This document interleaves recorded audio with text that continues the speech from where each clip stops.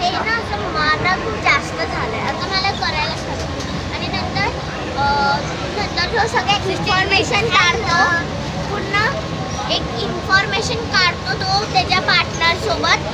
आणि नंतर इन्फॉर्मेशन काढली ना, नंतर तो म्हणतो की असं झालं. तर त्याचा एक मुलगा असतो, तो आणत असतो, तो असे इन्फॉर्मेशन देतो.